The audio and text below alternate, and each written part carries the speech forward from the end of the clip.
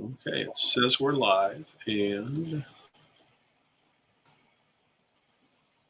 I'm sure there's a couple second delay, but well, at this point, it'll be showing stuff.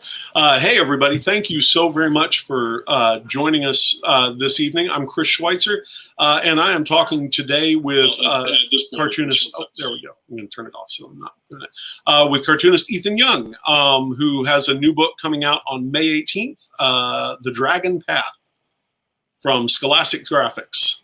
Scholastic Graphix. I'm mixing up my plurals on there. So, Ethan, thank you so very much for joining me this evening.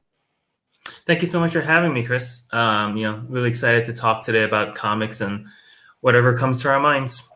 Yeah, and I'm extra excited because this is the first chance I've ever had to talk with you. I think have we ever met at a show? No, I'm not. Okay. I'm not big into shows outside of like New York Comic Con. So unless it was there, we most likely haven't met. But we've met on Twitter. But at the same time, I didn't want to be like, we haven't met. And then you'd be like, yes, we have, and then I feel real bad about it. So this is our first chance talking, and I found your work not too terribly long ago because Ben Dewey retweeted it, and looking at it, I just fell in love with it, and I went through and started finding some of your older books and getting very excited about your new one.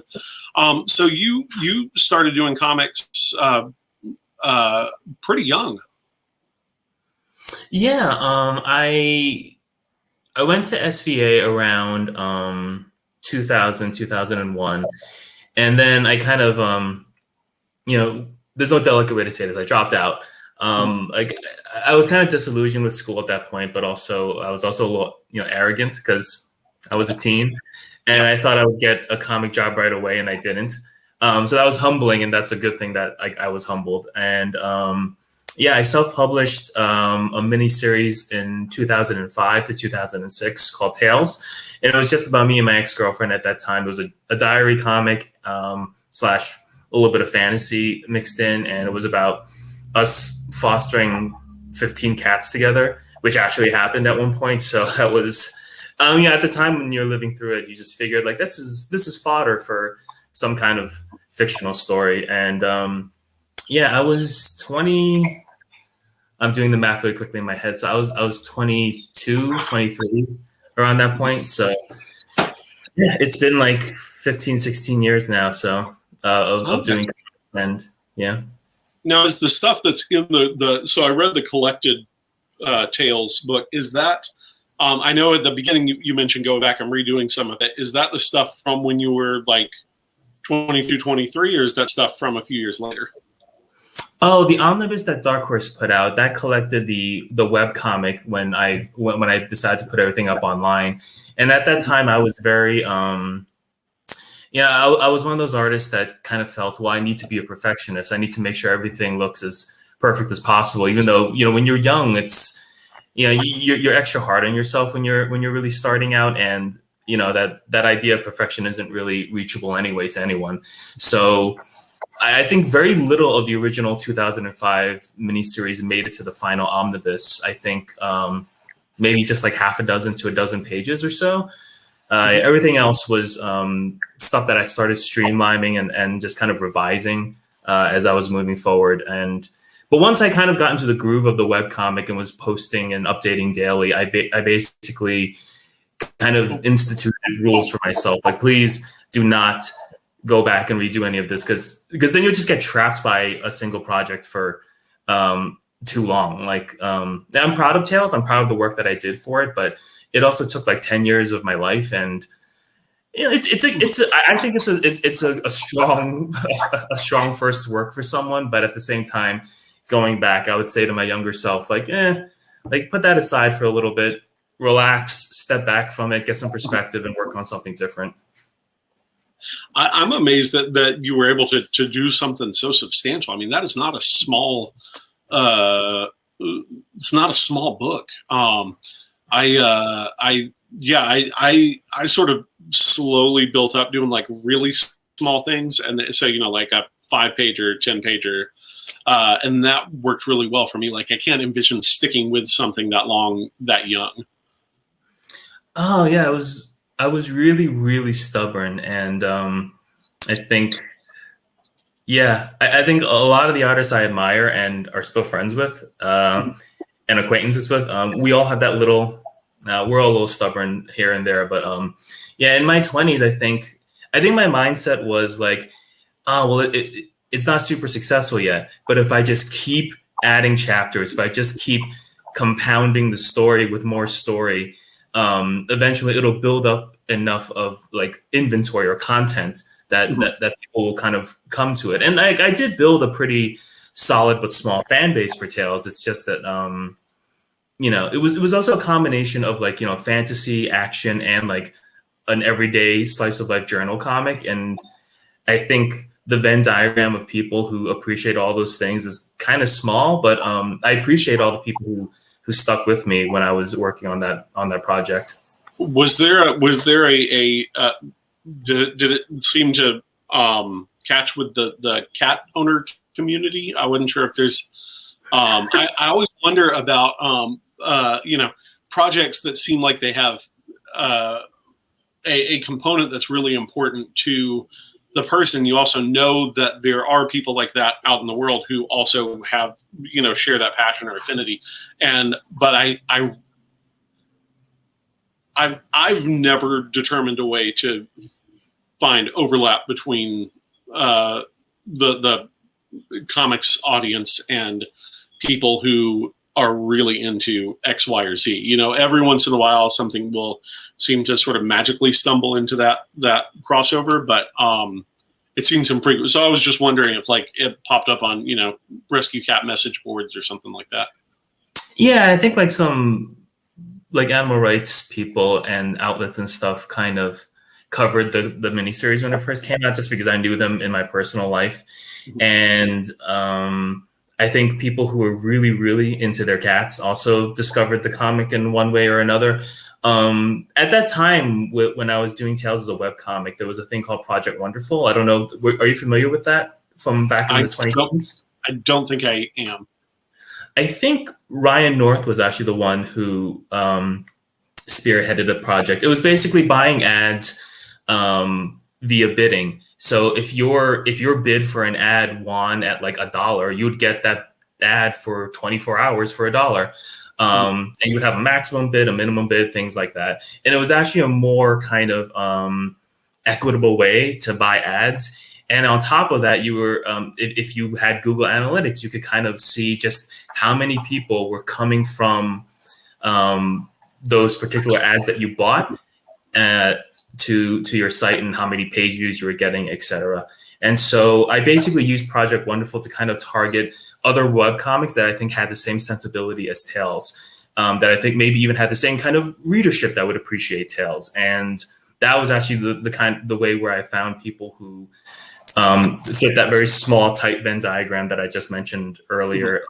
People who enjoy comics, but not necessarily are married to one genre, like superheroes, but just kind of enjoy the art form in a broader way. And I kind of wish Project Wonderful was still around. It was actually a really amazing way to build your audience and buy ads that worked at the time. I find that, like, when you buy ad space, a lot of times it's kind of hit or miss. You kind of go by the seller's promise that you'll get so many page views or so many hits. And now, that's just kind of how you do it. Yeah, we did our first ad buy for some of those wooden things, and we were able to keep track of everything, and we sold, I think, 0 of them. Like I've sold plenty via my various social media things, but this was like reaching out beyond that, and that I don't know. So that was my very first experience with ad stuff, and it was kind of terrifying because on the one hand, you're like, well, is it algorithmic? On the other hand, are the only reason people are buying this thing is because they already have some sort of investment in me as an artist, and the actual thing that I'm making is thus inconsequential? I don't know. So, there's all the existential questions that vie with the technological and monetary ones, I think, when it comes to advertising. Yeah, when I opened my commissions list earlier this year, I promoted a lot on Instagram with their ads, and I really don't know if they really worked or not. Like, I don't know if some of the people who bought it and found me on Instagram would have found me through just regular posts that were gaining traction versus a targeted ad. Like, I don't really know enough about that stuff. Yeah, like I said, I wish Project Wonderful was still around. Now, do you jumping from so you've done a few books, jumping from Tales to some of your other things. You did the Battles of Bridget Lee? Is that the title? Yeah, I did that right after I did Nanjing, the Burning City. Oh, so Nanjing came first. Okay, gotcha. Yeah. So what prompted you to do Nanjing? So around 2002, I had kind of thought to myself after quitting college, like, hey, I want to do a book, but I also want to do something that is important to me. And I had known about the Nanjing massacre through high school and through some like personal research. And I actually tried to do that book first. I have like 3 separate pitches that I actually saved, and none of them are good. None of them are good at all because I was 19, 20. Not only was the art not good enough yet, but like really the kind of approach and the sensibility just wasn't appropriate, because I was still kind of drawing a lot more like you're kind of like also ran superhero wannabe kind of artist. And like, I'm not trying to be too self-deprecating. I do think I was pretty talented at that time. I just think I mean, there's an aesthetic that goes with different genres. I get what you mean. Yeah, I'm just it was a good thing that it didn't work out at that time. I was able to actually just step back and look at it. Like, I couldn't get a grasp on the project. I couldn't get a grasp on how to really approach it. And really, it was just kind of like the universe telling me to put it away for a while. And then, like, fast forward to like 2012 to 2013, I was at a bookstore, and my wife just pulled down this World War II book that had a lot of really high resolution photographs of different weapons and uniforms from different countries. And it just kind of like sparked a reminder in my brain, like, oh, that's right. I could have used this research back in 2002.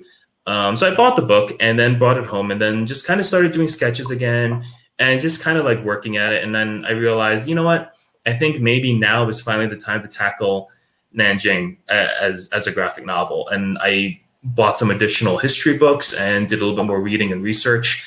And ultimately, that story that's inside Nanjing, the Burning City, is still, I kind of use the Western as the archetype to kind of build the story, just because those archetypes are instantly recognizable to a reader even if they don't know much about the historical context of what happened. An archetype is still something that they can follow. Mm-hmm. And then, and that one, what a Reuben Award, which is huge. So congratulations on belated congratulations on your Reuben Award. Thank you. Yeah, I was a little surprised. I was very flattered, but I was surprised as well, just because it was my first big graphic novel. But certainly appreciated. I was actually in a hotel room when I learned. I was just kind of refreshing Twitter, and then I saw my name in an update, and I just I don't know if I cried or not. I've cried happy tears and sad tears about many things comic related, but I don't know if I cried happy tears that night. But I think I jumped around my hotel room or something like that. That's really neat. That's one of the, there's always discussions as to what constitutes a comics EGOT, and I think the Reuben's one of the guaranteed letter spaces on there. So you're, well on the way to having the big, bling necklace with all the things on it. So you did that with Dark Horse. How'd you get involved with Dark Horse initially? At the time, when I had about like 60 pages of Nanjing, I actually printed out, I used the print on demand service online, and I just printed out like a little mini graphic novel to kind of send around. I sent it around to kind of the usual indie/boutique publishers that have open submission policies, and they all liked it in one form or another, but they all passed on it. And that's just the nature of the game. Mm-hmm. And I had worked with a friend, Chris Irving, at Hermes Press several years before that, and I just kind of reached out to him because I know he knew someone at Dark Horse, and he did. It was Jim Gibbons, who was the editor for Nanjing the Burning City. He connected us, and it kind of just went from like 0 to 60 from there. Just Jim saw the first 60 pages. He really, really enjoyed it. He immediately kind of passed it on to the publisher, Mike Richardson. And Mike enjoyed it as well. And so they kind of got like a pitch deck together. They kind of went through the usual process through, I think like the marketing team has to see it and everything. And that was my first experience with that, where it wasn't just one person saying yes. So it was little pins and needles for a while, but eventually they say yes, and I was really happy to work with them on that project. They were like the perfect publisher for that book, and I think it was the perfect time for that book to come out as well. Mm-hmm. And so you've done another couple of books with them. I assume I know your body of work, but I may be very off. So after Nanjing, you did Bridget Lee. Mm-hmm. And that's a sci-fi sort of post-apocalyptic survival battling aliens war story. And I really enjoyed it. And that's got some that's got some kids in it, which sort of leads me to the transition from that to Dragon Path. Did you do any books between that and Dragon Path? I worked on Pilgrim Finch, which was for Stila, which was this app that was trying to do like these vertical comics for a while. Actually, a lot of I think Jen Bartel worked on one there too. And then we all retained our publishing rights, which was a good thing. And so Pilgrim Finch became Space Bear over at Boom, which was released around last year. And I was pretty proud of that book. It was a book that I made kind of commemorating my son being born. And I just did this story about this little bear that gets stranded on an alien planet, and this bear has to basically learn how to survive without really knowing how to communicate with anyone around there. And he's really kind of helpless and gets angry, gets frustrated, and ultimately learns how to like empathize with a lot of his surroundings. And while I was working on the book too, my son around that time received his diagnosis of autism. So the fact that this was like a wordless story about a character that, not necessarily just about the character, but just the entire approach of the story being wordless eventually kind of like took on a new meaning, just because my son having difficulty talking kind of forced me to kind of just reevaluate how I communicate as well. So the book has a special meaning for me because of that. And my son, who is the center of my world, I'm sure your kid's the center of your world as well. He's super handsome. So I decided to model my next main character after him, which is Prince Singh right over here. Oh man, the camera, sorry. That's Prince Singh. So an older version of my son. And that's how I landed on Dragon Path after that. Okay. Well, that's fantastic. So you'd already done something that was kid, if not kid, was Space Bear geared towards kids? I mean, I know in theory, we all write for something that we would enjoy ourselves, but was it something that was intended for a kid audience when you did it? When it was for the app, I don't really think so. I think I was really just trying to at that time I was also kind of thinking about how the app functioned, and I personally didn't read a lot of comics on my phone, so I kind of had to approach it like, well, if I did read comics on my phone, how would I want to experience it? So that's why I decided to make it wordless at first, just because I felt that was probably a little bit more applicable to the whole process. And if you're just kind of like scrolling on your phone and you don't want to kind of break that momentum, I just felt that a wordless comic would just kind of force you to register the images as quickly as possible. And but once, like I said, the book was done, it kind of took on a different meaning for me. And, you know, when I kind of formatted the whole thing to be a graphic novel, I showed it to some editors at Boom, and they felt that, like, you know, this is a book that probably could reach early readers, as well as young middle grade readers, just because it is so much more accessible for them. And especially if some kids have trouble reading, just being able to process the visual language of a graphic novel, I think, is helpful to them. Mm-hmm. I had a comic, like a kid's book comic. I wish I still had it. But it was I was real into Knights and Dragons and that sort of thing when I was really little. But I had very few actual books that had that in it. And I had one, and it was just a little paperback picture book, but it was done kind of comic style. And I think there were maybe like 3 word balloons in the whole thing with like a single word in it. But it was just a knight fights a dragon, gets the gold, takes the dragon back, and then the dragon becomes happy at the castle or something along those lines.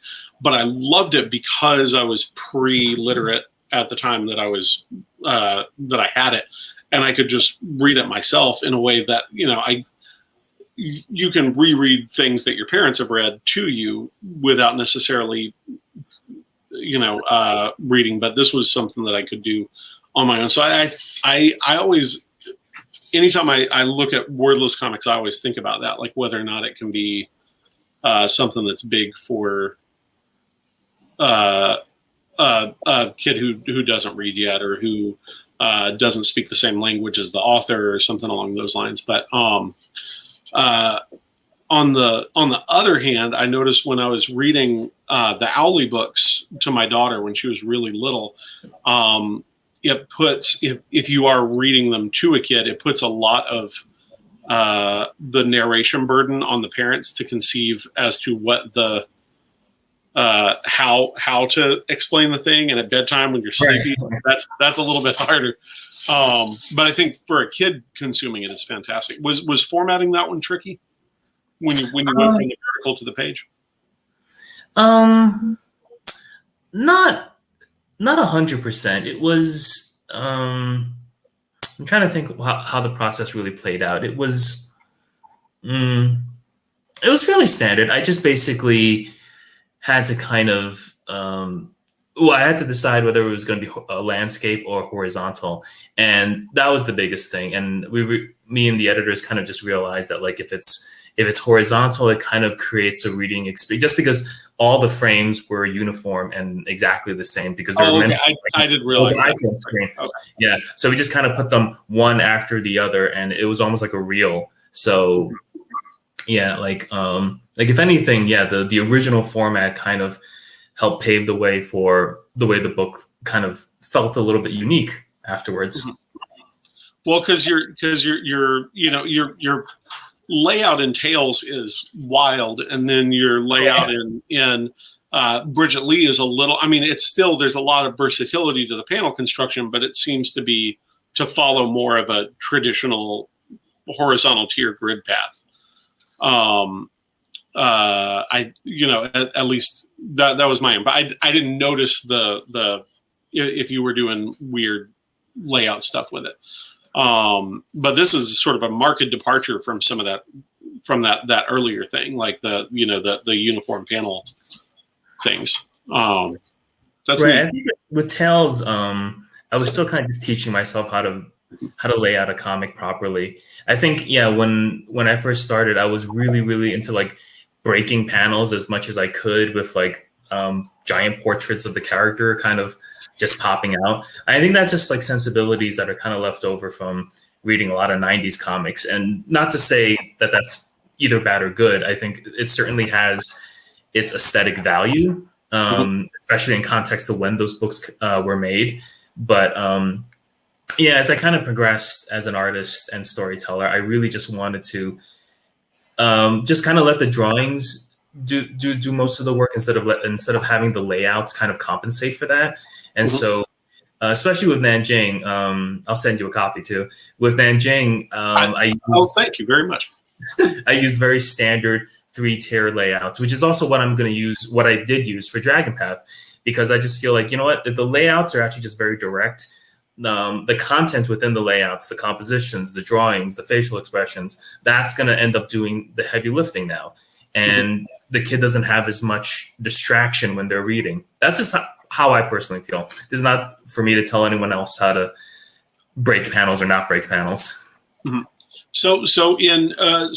So in doing Dragon Path, did you what spawned that? Were you wanting to do a fantasy story? Were you wanting to do something that your kid would enjoy? Were you wanting to, like, what was the prompt on it?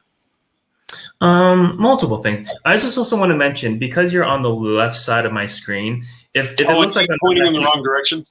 No, if it looks like I'm not listening to you, I actually am. It's just right now, I'm looking at your face. But I kind of noticed when I glanced back in the periphery, like, oh, it looks like I'm ignoring you. I just want to make sure it doesn't, you know, that I'm not ignoring you. Yeah, there we go. I've switched it. Now it's gonna make it a little bit easier there. Okay, so after I did Battles of Bridget Lee, it got canceled. And it was not Dark Horse's fault. I should just say that. It was just, you know, I made a book. I put my best foot forward. I was also kind of teaching myself really how to color better while I was working on those books. And, you know, ultimately the numbers just didn't pan out for the book. And unfortunately, they had to cancel the 3rd volume. And, you know, I still keep in touch with my editors for the book, all of them. I think, you know, still friends with all of them. So there's no hard feelings there. But afterwards, I was a little kind of, I don't want to say soul searching, but I really was kind of like evaluating, like, well, what do I want to do next right now? And then when I started coming up with ideas for the Dragon Path, I think my main goal at that time was just like, I want to make something that is something that I would probably want to read when I was 13. And I also just wanted to push myself a lot more. Like when I look back at the art from the Dragon Path, it's not that I think, I'm sorry, Bridget Lee. It's not that I think it's bad. I just think that, like, I think there were times I was kind of trapped in my own head a little bit. Like at you as an artist, like, do you ever feel that, like, the more you know, the more apprehensive you actually get sometimes on the page? Oh, because for sure, man. Yeah. Absolutely. And in not just on the page, but in general, like, I won't do I won't do tutorials or anything like that, because I'm like, oh, I get hyper aware of everything I'm bad at and don't know. And on the page, it's like that too. Yeah. Yeah. When I was working on Bridget Lee, since it was the first time I was like coloring that kind of a massive project all by myself, I think I was too hyper focused on how the colors were going to complement the line art. And in many ways, I think, looking back now, I think I changed my line art just a little bit too much to compensate for the colors. And so with Dragon Path, I was kind of like, you know, I don't want to be held back in that regard anymore. I want my drawings to just really, really pop. And so, well, the incline seems bolder on Dragon Path than it did on Bridget. The what? I'm sorry. Your line, like the sort of median stroke, I guess, seems a lot bolder. I wasn't sure if that was because you're working. I was assuming you were working smaller, and that was the reason for that, is just that the line looks bigger on the page. But maybe it was a conscious decision to maybe with Bridget Lee to try and make the line art a little slighter to allow the color to pop more. I think so. Like I cross-hatched a lot less in Bridget Lee, and cross-hatching is one of the things that I think I do best, or at least, how should I say this, is one of my strongest attributes. That came out just very cocky just then. And in between doing Bridget Lee and Dragon Path, I think you said you saw some of my stuff from Ronin Island. Like I was doing a lot of variant covers for Boom. And one set of variant covers that I was doing was for Ronin Island, written by Greg Pak. And like that kind of stuff, the stuff I was doing on those Ronin Island covers really gravitated towards, I think, what I was doing best, which is cross-hatching, putting in lots of good tight detail and like bold lines. And as I was doing more and more covers and more like commissions and stuff, I just kind of, I think that kind of like like it shouldn't have to, but it kind of like reignited like this light bulb in my brain. Like this is how you should actually just draw your comics, not just for the occasional cover, because this is actually what you do best. And I think there are times like when we're progressing as artists, especially I think when we see other artists we admire, we have this instinct to kind of like, well, I got to figure that person out now, and I got to figure out how they do what they do and how they do that so well. And I think that curiosity is always good because it always pushes you forward. But I think sometimes it can cause you to regress in some ways, because now you're overthinking some of the ways you were doing it, which seemed natural to you up to that point as well. Yeah. And so, yeah, with the Dragon Path, I was like, you know what? I'm never gonna be able to make my work look as effortless as like Alex Toth or something. So like, what do I do well? Like these kind of action scenes, drawing these kind of rocks, which I know is kind of weird to say, but like people seem to like the way I draw rocks. I mean, I get that entirely, and that's something that I think is really interesting. And I know quite a few people that have had a similar journey, where they find that some stuff that they tried to abandon in favor of better tools or of an aesthetic that they liked more, things like that, end up sort of going back to the thing that feels more natural. Like I got, when I was first doing comics, I got really, bone was sort of my transitional thing. Like it's sort of what kept me coming back to a comic shop and occasionally picking them up, because I read more strips as a kid than I did comic books. Like I got into comic books when I was in middle school. But my dad and granddad had a lot of like strip collections of like Pogo and Peanuts and Calvin Hobbes and things like that when I was a kid. So that was the more baked into my DNA than the Marvel and Image stuff that I read when I was 12, 13. And so when I saw Bone, it felt very much in that kind of strip aesthetic, and so I really liked the brush thing. And once I figured out, oh well, he did this with a thing that has a variable line, and I could mimic those tools, I stopped drawing with like a fixed line thing, because I wanted my stuff to look like Jeff Smith's. And it wasn't until I stopped trying to make it look like Jeff Smith that I started sketching again the way that I had all through college and things like that, and found that I was so much more comfortable that way, and I had so much more control that way. But it's like, so were you looking at anybody specific that you're like, oh, I want my stuff to look like this? Yeah, I think one. Or were you smarter than me? No. It's funny you say you got into sequential art through comic strips, because I think you can really see that in your work as well. It has that like very like the work, your work just looks so. I already used the word effortless, so I'm going to use a different adjective so I sound smarter. But your work, it has a very like approachability to it. Like it's almost like your work is affable, the way a comic strip is. I don't know. Does that make sense? I know what you mean. I think, yeah. Okay. So I think, like, for instance, the first time I saw like Chris Samney's work, I think I kind of went through that period when I was just kind of like, how does he make those lines look so effortless? How does he just make it look so quickly done and so bold and so expertly crafted at the same time? And so there's that. I think the first time like I read This One Summer that Jillian Tamaki drew, I think I kind of had that same thought, like just how does this look so good, basically. Yeah. But yeah, like you said, I think like abandoning, I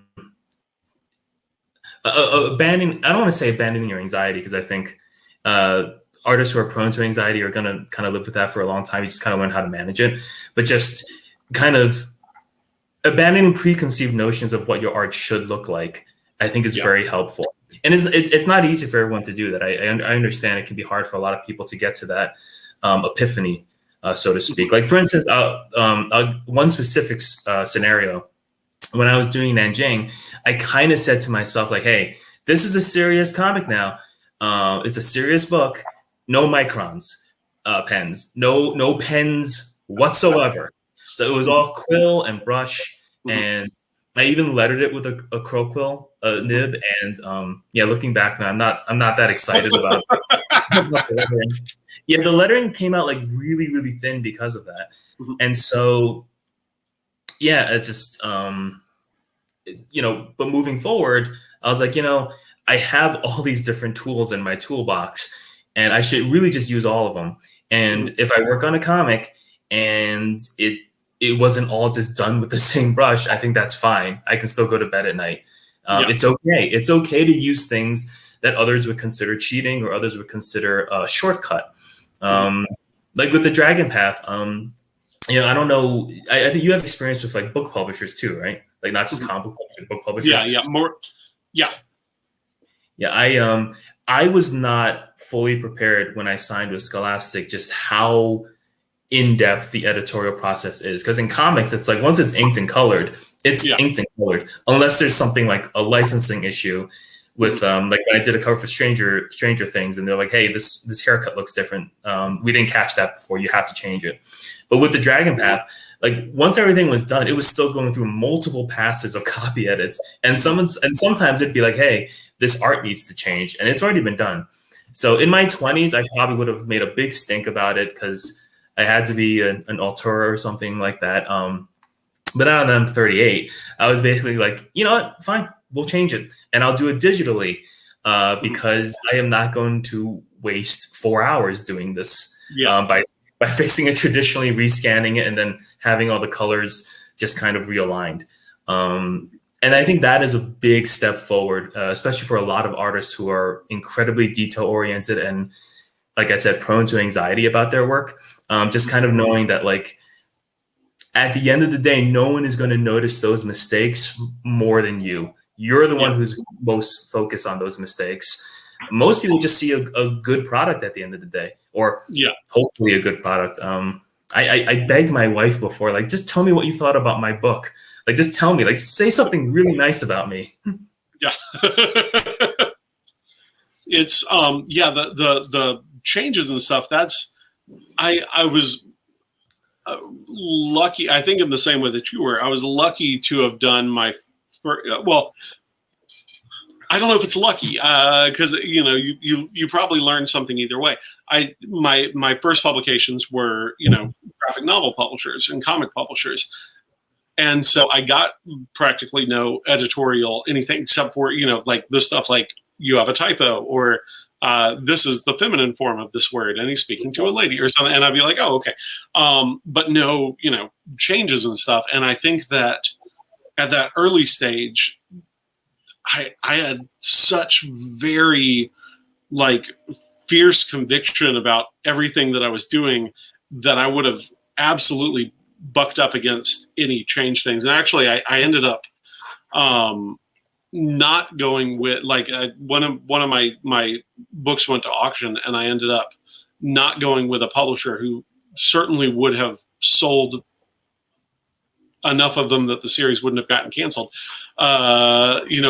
Contrasted with what happened, because I had two friends who had just done books with them, and they told me, oh man, there were so many editorial back and forths, and I was like, nope.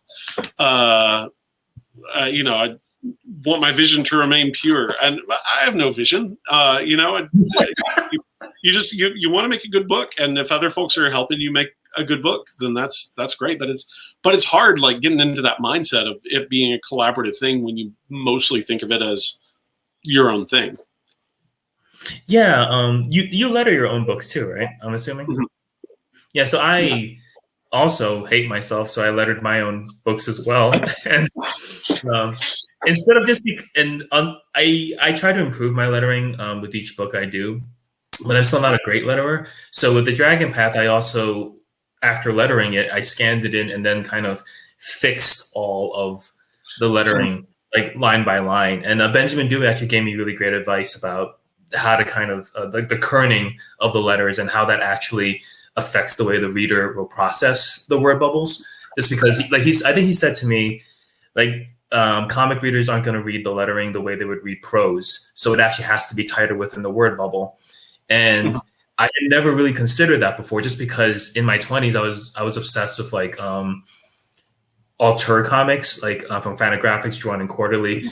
You know, these guys, mostly guys, white guys, who would just kind of do these journal comics and you know, kind of put their own lettering in there, and it was never perfect. And like, I think at that time I just kind of said to myself, or I announced it, like, this is pure comics. This is the way comics have to be made. No interference whatsoever. Yeah. And then I brushed that kind of arrogance aside over the past couple of years, just because I would like to do more books. And the reality is it's just like, the further you are less precious about your work, I think, the better you'll become. And then on top of that, the more prolific you'll become as well, just because you won't feel as married to each project.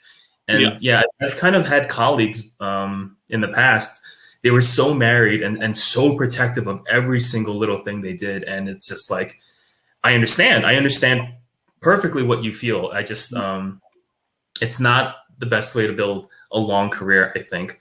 And also just don't argue with your editors too much, I think, about like, you know, they're asking you to change a word, like just calm down. Mm-hmm. Yeah. And that's been, I've been doing a collaborative thing with my closest friend. We work together, and that, you know, on the one hand, that can create some headbutts, but it also makes it to where I think, but both of us know that the other one wants the comic to be the very best that it can be. And the headbutts come up when we disagree over what that is. And usually it's sort of like in a marriage where whoever cares more about a given thing wins that argument. And you can't win every argument. It's whoever cares more about this thing or that thing. But that's, I've never won an argument in my marriage. But I think that, you know, with an editorial relationship, it can be a similar thing too. But there was something I was going to, what you were saying about the, you know, getting better and doing more projects. I think that the prolificity makes for the improvements. I think that it's hard to improve within a given project. I mean, I don't know. I'm thinking on the fly, so I may be entirely wrong on this, but I think that you know, you're working on a specific project, and once you've been doing it for a certain amount of time, the beginning of the project and the end of the project aren't going to be all that much different. But in reflecting on that project, once you've finished it, that's where that growth comes. And so being able to stagger these endeavors, I think, allows for that improvement if you're consciously attempting to improve. I agree with that. Yeah. I think with the Dragon Path and with some of my other books, I think if you're a creator yourself, or you're an editor or an artist, I think you can probably see within my book. Oh, I can hear my echo on your side. I hear it on here too, all of a sudden. Let me turn my volume down a smidge, see if that helps. All right. Oh, no, I still hear myself. I will. I've got some headphones. I'll plug it in. It's warm, so I'm like, headphones. I'm sorry. I hate warm weather. Let me see if this makes a difference here. Okay, can you still hear? Nope. Okay, well that fixed it. Hot dog. Okay. Yeah, so I think if you have a trained eye and you look at my books, I think you can tell where some of like the minor improvements come in from the beginning of a project to the end of a project. Like, oh, the inking got a little bit tighter here, or the clothing fabric was drawn with a little bit more ease in this last page versus the first page.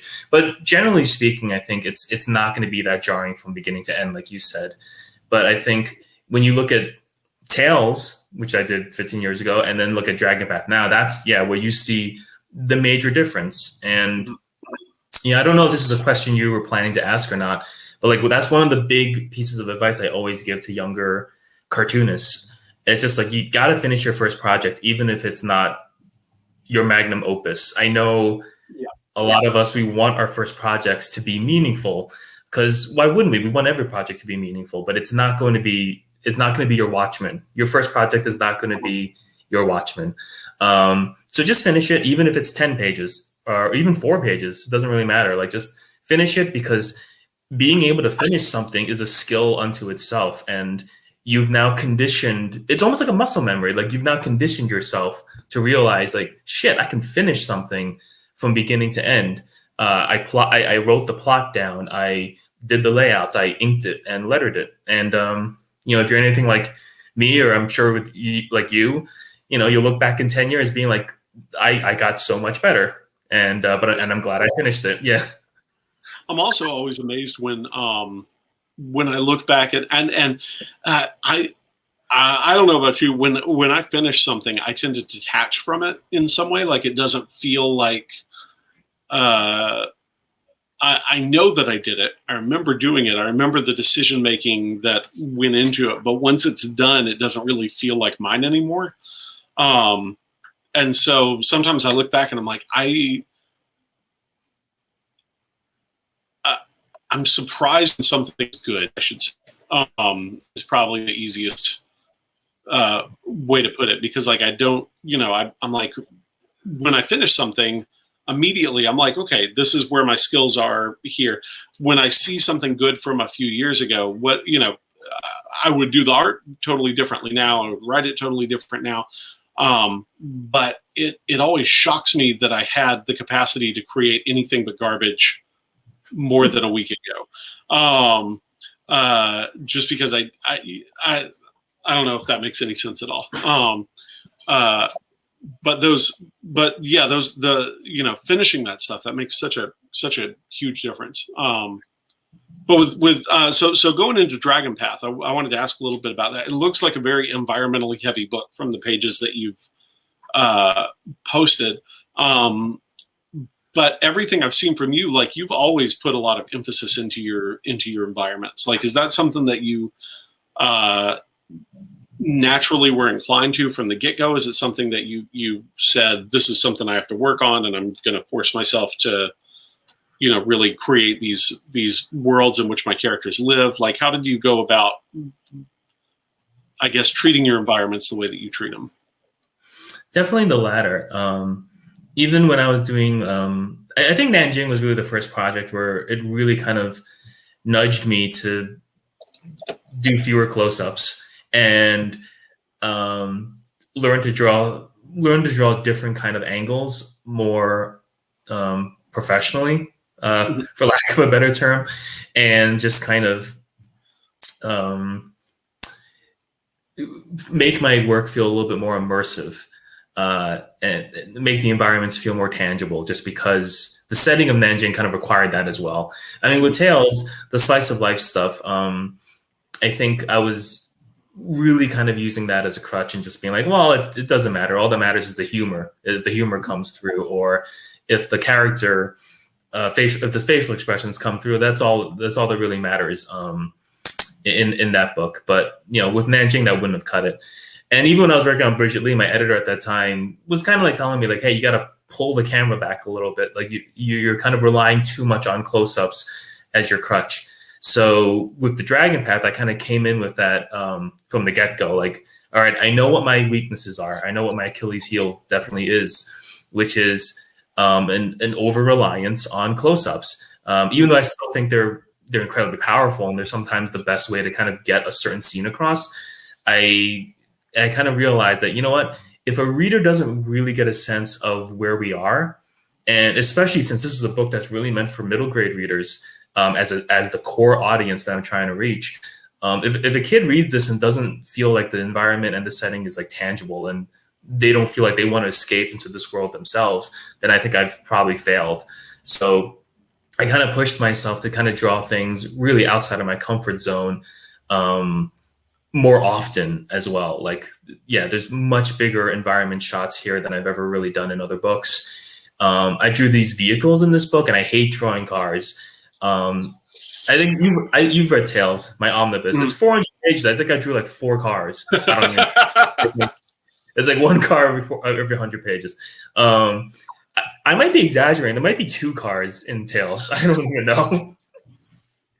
So yeah, drawing vehicles, like drawing vehicles is hard to begin with, but like, I made up these vehicles and I wanted to kind of convey a lot of kinetic energy with them. And yeah, I was just kind of, it was almost like I was teaching myself how to draw something different while working on something that is a pretty important project. Yeah, that's how I always do it though, because I'm too lazy to teach myself how to draw something that's going to be hard unless I have to. And so if I'm like, well, I wanted to get better at drawing cars. So I was like, I'm going to put a scene that takes place in a field with a whole bunch of cars parked at weird angles, and there's going to be a car chase. Or I was like, all my trees look like Charlie Brown trees. They're just a stick with a cloud on top. So I'm going to set a whole book in the woods. And so like, that's the only way that I can kind of force content growth, or subject growth, I guess. I don't know what the term would be in terms of the versatility of what I'm capable of drawing. Expanding your toolbox. Yeah. I stole that from Stephen King from his memoir. He always said to kind of, refine the tools in your toolbox. And it works for pros, but I think it really works for any kind of creative person. It's funny you mentioned that, because another thing I really hate drawing, because I don't do it well, is water. And I worked on an issue of Firefly with Greg Pak, and there was a whole scene with water, and I'm like, perfect, because I need to teach myself how to draw this right now. So I did. Now, is that one out now? Yeah, it came out last month. It's one of the few things I've done that I didn't color myself. So the colorist did a good job. I just it's weird when you hand something over to that more conventional comic book making process and you're used to doing everything yourself. It's a very odd feeling. It's very odd. It's like, oh, it's weird. I haven't done it, and I'm terrified of the prospect. Like everything I've done, I've colored myself, and that's not necessarily, that doesn't mean the colors are good. But it does mean that you've seen the watercolors. Like my digital colors they're okay. But I know what I'm doing with them, and I know, like, I know there are good colorists out there. I also know that there are colorists that I really don't feel like they're necessarily doing what I would want a colorist to do, and so but I also wouldn't want to be the person that pops in and is like, oh, do this or this or this, and so it's right. I don't know. Yeah. Oh, it's scary. I commend you on your bravery and ability to let that go, especially after doing so much. So like the colors on Dragon Path look really wonderful on the stuff that you shared. And it's also like, it looks different from Bridget Lee in that there's a lot more saturation to them, it seems. And it feels like there's a wider, bolder color palette. Like it doesn't seem like you're using as like in Bridget Lee, it felt like the palette sort of like, well, everything in this kind of has a pinkish hue with some blue and things like that. And this one is just, it's every color, but it's in a way that they fit together. If I'm making any sense at all, I have terrible color vocabulary.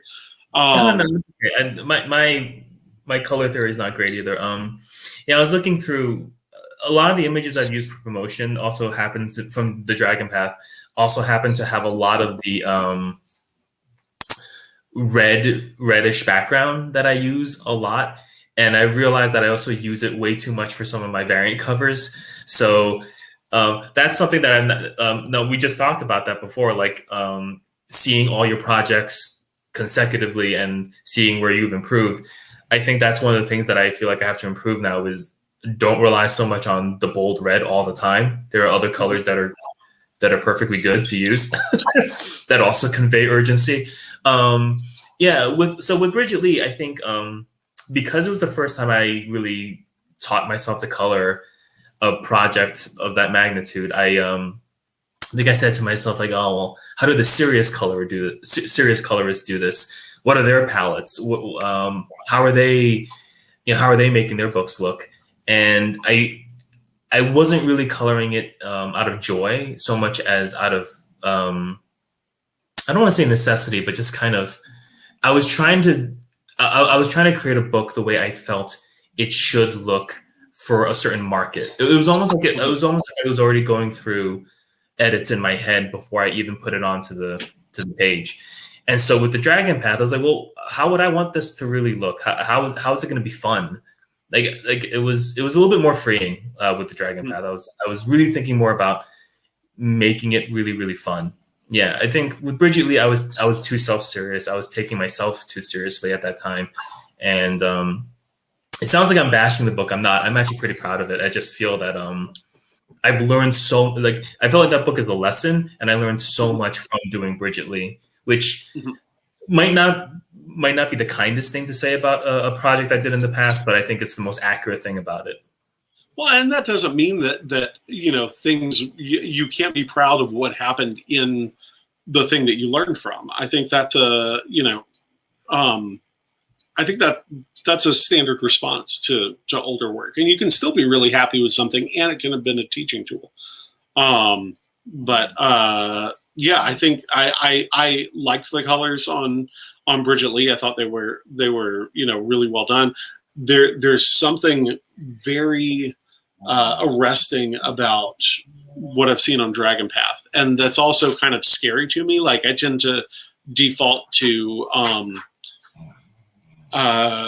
scenes that tend to I tend to default to interiors. I'm terrified of green. Like, using the color green on the page, like, I feel like it never looks good when I do it, but then, you know, I look at, you know, like Miyazaki backgrounds or something, and there's green everywhere, and it all looks fine, but I can't. I'm just scared of my greens are all grays or yellows that look green contextually. And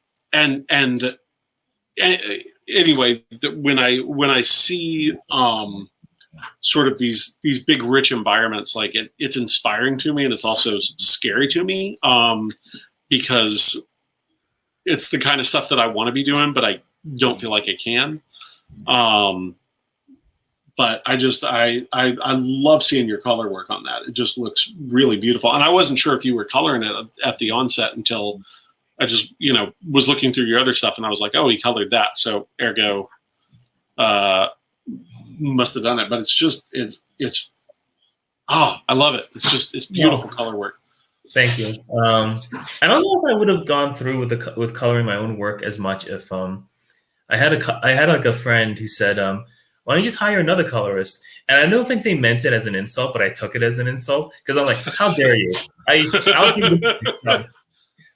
This person doesn't even know that what they said, like, kind of triggered that. I just I think sometimes I kind of invent my own adversaries just to kind of be like, well, I got to prove this next person wrong, and they're probably just incredibly supportive.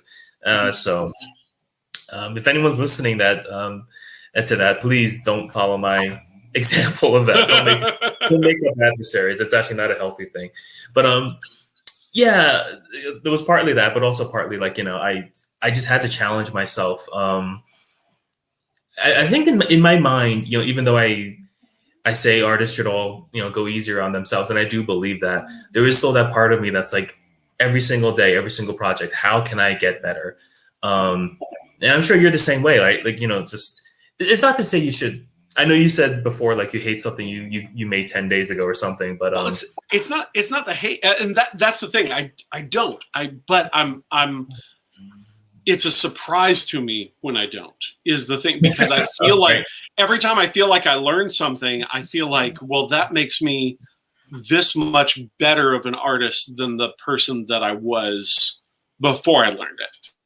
And then because of that, I'm always staggered when I see something that I did before I learned this thing, and I'm like, oh, this is still perfectly fine. I'm not a totally different artistic person than I was when I made this. I still, you know, what I wasn't able to articulate or, you know, process that I was doing, I found ways to compensate for that are perfectly successful within the context of that work. And but it's always surprising to me. It also feels like, in some way, I I don't know if that's because I feel like, well, I am growing as an artist, ergo I must be better, or else what's the point of growing? I don't know. There's probably some deep-seated neuroses that are like springing up. Generally, I'm a real happy person, but I probably got some weird stuff kicking around in terms of perfectionism.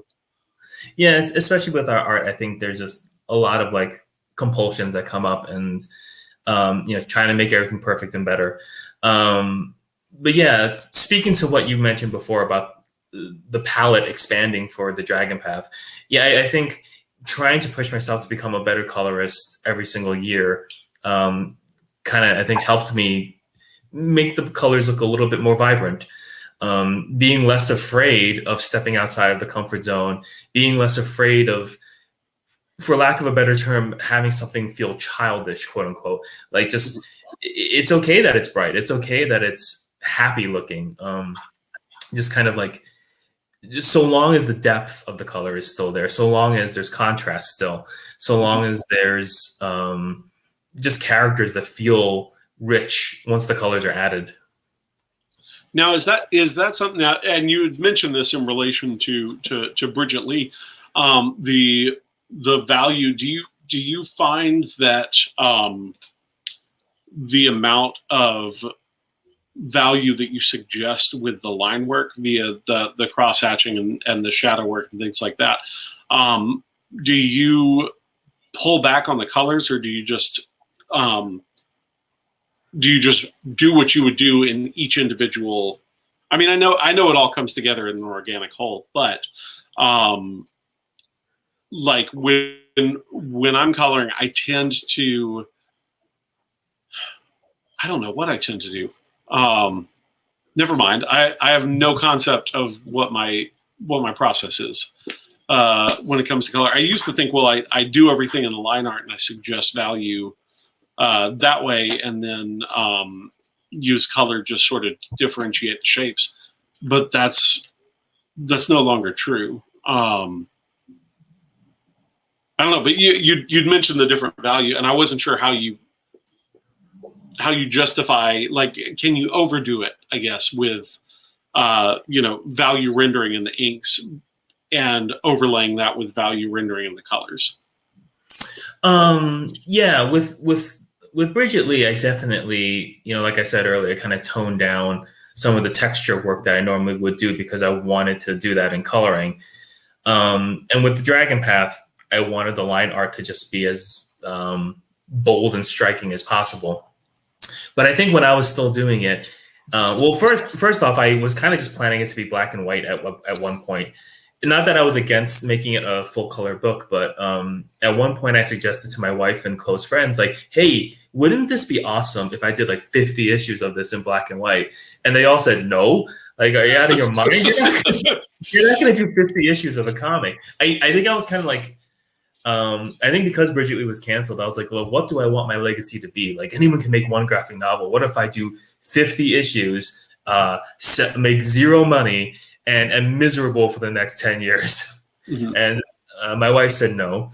And I'm not trying to make it seem like she's controlling. She's not. She's just the person whose opinion I value the most when it comes to things about my career. So when it was pitched to Graphix and it was bought there, like one of the biggest stimulations was this has to be in full color because we're marketing this to children. And unfortunately, a book that's just black and white, they found within their market, it just does not sell as well. Now, you can make the argument that manga being black and white reaches that audience perfectly fine. That's a debate, I think, for another time, especially since manga fans, and I mean, there is obviously a Venn diagram of manga fans and American comic fans. I just don't, I'm not an expert enough to kind of say whether or not a black and white book from Graphix would do this, move the same units. Mm-hmm. Who knows? So when I was coloring the Dragon Path, I already done 20 pages without color, and there's a lot of cross hatching, a lot of detail. So at that point, I basically just had to decide, okay, like, what are the color values, and how do I make this seem? How do I punch up the line art, and how do I create this book to look as atmospheric as possible without making it look like I colored it by accident without making all that cross hatching now all of a sudden look muddy or look like I'm trying to make it look like it's fade in the background or something. Because I've seen that sometimes with artists who do a lot of cross hatching, and it's handed over to a colorist, and the cross hatching, which was a stand-in for shadowing, is now kind of like has like a really dark layer of coloring underneath it. And you've seen that before too, right? It just kind of starts to look very cloudy, kind of muddy, and because I think first and foremost, the line art and the coloring can't like anything happen by accident. That's number one. That's the number one rule, I think. So whether the line art is super bold or whether it's made to compensate the coloring more, I think that's just the most important rule to remember. Well, I'm really looking forward to it. We're past an hour, so I'll let you go and so you can get back to work. But Ethan, thank you so very much for taking the time to talk with me, to let me ask you some questions about some of the stuff that you're doing. I'm really big fan of your work. I'm really looking forward to this. I pre-ordered it back whenever it first popped up on Amazon, and I can't wait to read it. I'm really excited. I've really enjoyed the narrative of the other books. I bought it assuming that I would just like the art and hoping that I would like the writing, but I'm very convinced that I will like the writing because I've liked your other writing. So I have no reason to doubt that I will also enjoy that. So anyway, thank you so very much. Thank you so much, Chris. Thanks for having me. And I'm going to